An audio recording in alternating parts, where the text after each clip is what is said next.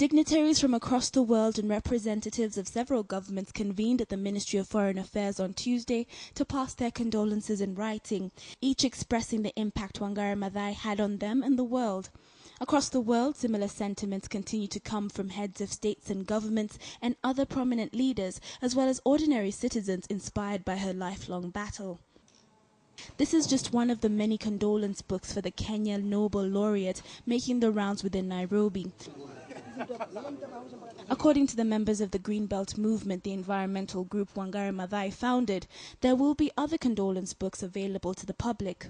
These condolences books will be located on the campuses of the University of Nairobi, both the main campus and Lower Kabete, where the Wangari Maathai Institute will be or is located. Professor Vertestein Baya, a close friend and colleague who is now the Maathai family spokesperson, says the family is holding meetings with government officials to finalize burial arrangements. Professor Maathai is resting at Lee's funeral home. We're meeting there a little bit later today to finalize certain arrangements pertaining to her actual I would say, funeral. It is still not clear in what kind of casket the late world-renowned environmentalist will be laid to rest in.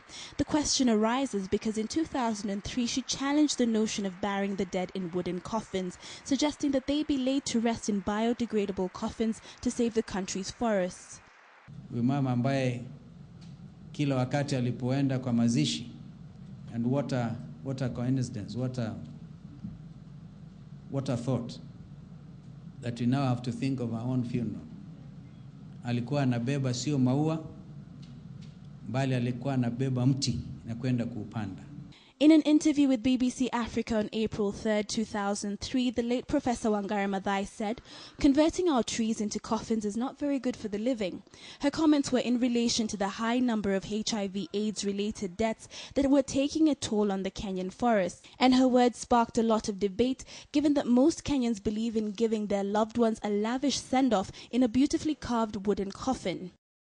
But as speculations remain rife about the professor's send-off, there are preparations to erect a memorial within Karura forest.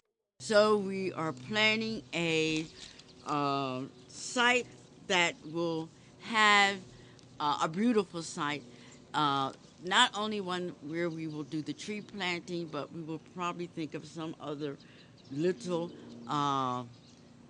artifact to put there in memory of Professor Maathai.